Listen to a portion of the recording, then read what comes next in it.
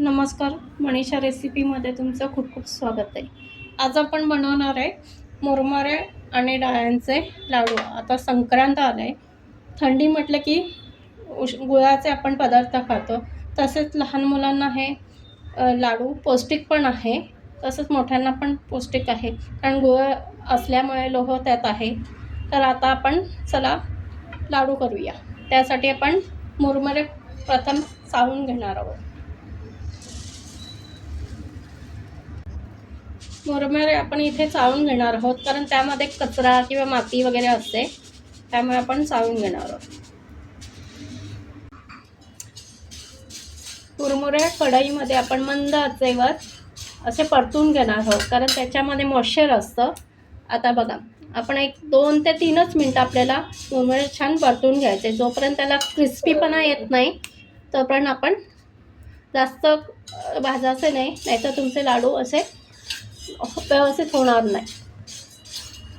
एक 2-3 मिनटं फक्त आपण परतून घेणार आहोत मंद आचेवर. गॅस इथे मोठा करायचा नाही आहे आपल्याला.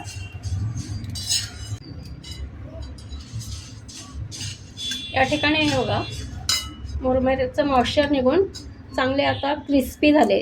आवाज येतोय छानपैकी. आता या ठिकाणी आपण गॅस बंद करू आणि ताटात असे काढून गार करायला ठेवूया. आता आपण मुरमुरे काढून ठेवले. कढई गरमच आहे. आपण आता डाळ्याचं पण मॉइश्चर काढून घेऊ. डाळ्या थोड्या अगदी बारीक गॅसवर मंद गॅसवर थोड्या परतून घेऊ, म्हणजे त्या क्रिस्पी होतील. आता आपण कढईत थोडं तूप घालणार आहोत आणि वाटीभर किसलेला गूळ आहे त्यापैकी आपण थोडा अर्धा त्या डाळ्यांसाठी काढून घेणार आहोत आणि बाकीचा पाऊण वाटी गूळ टाकणार आहोत याच्यात. आणि गुळाचा पाक करूया छानपैकी. गूळ किसून घेतल्यामुळे तो पटकन वितळतो.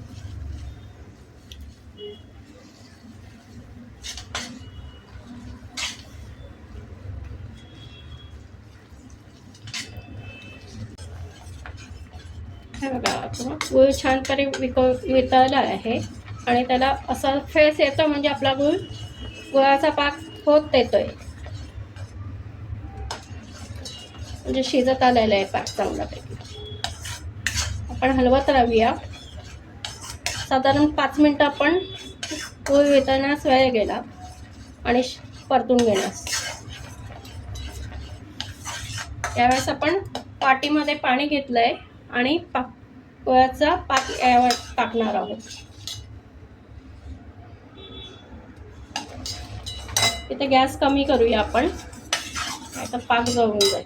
हे बघा, चांगली वाटीमध्ये अशी पोळी झालेली आहे.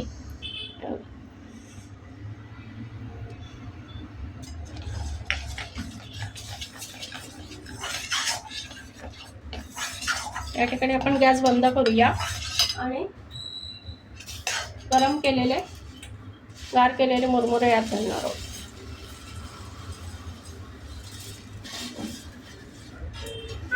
गॅस आपण बंद केलेला आहे आणि असे एक मिश्रण एकजीव करूया.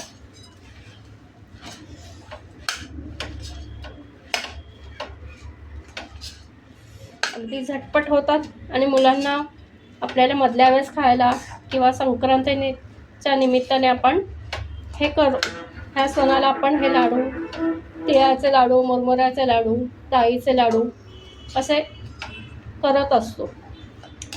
खानदेशामध्ये हे हमखास केले जातात. आता आपण लाडू ताटात मिश्रण काढून घेऊन लाडू करूया.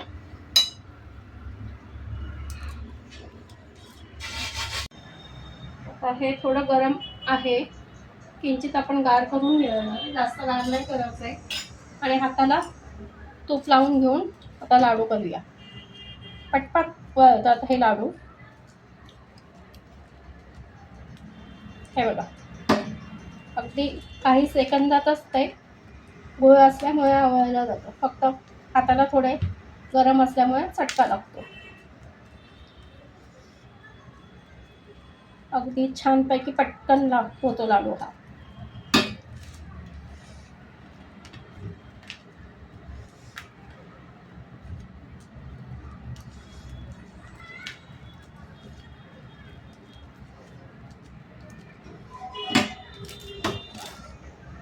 पण गरम गरमच हे बांधायचे असतात, नाही तर मग पाक कडक होतो आणि मग लाडू बांधला जात नाही.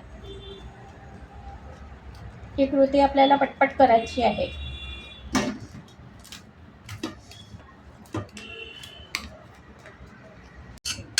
याच कढईत आपण थोडं चमचाभर तूप घातलं आहे आणि अगदी 2 लाडू आपण करणार आहे तुम्हाला दाखवण्यासाठी. डाळीचे तूप घातलेलं आहे आणि आता गूळ घालणार. तो अगदी मगासारखं सेम कृती करायची आहे आपल्याला. गूळ पातळ करून घ्यायचं आहे.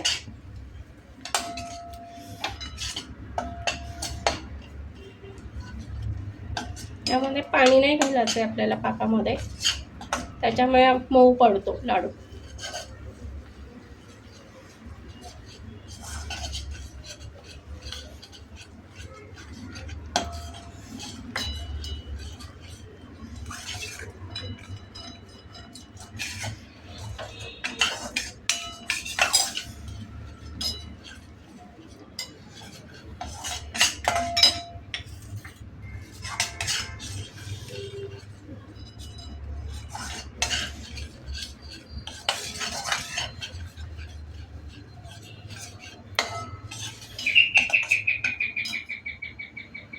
म्हणणार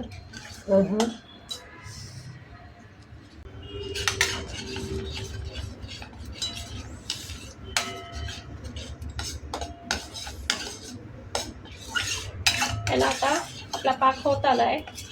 आपण पुन्हा चेक करूया पाण्यामध्ये टाकून. हे बघा, पाकाची छान गोळी झाली आहे. आता आपण याच्यात गॅस बंद करून डाळ टाकून घेतल्या.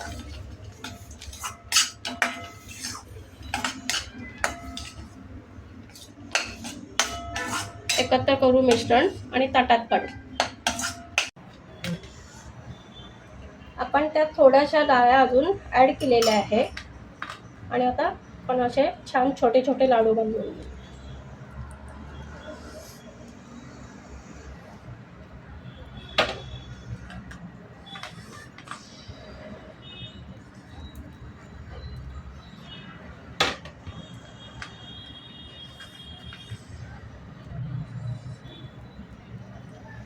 याप्रमाणे आपण सगळे लाडू करून घेऊ. तर आता आपले मुरमुऱ्याचे आणि डाळीचे लाडू रेडी आहे. तर तुम्हाला ही रेसिपी आवडली असेल, लाईक, शेअर आणि सबस्क्राईब करा आणि ही रेसिपी नक्की घरी ट्राय करा आणि शेअर पण करा. थँक्यू.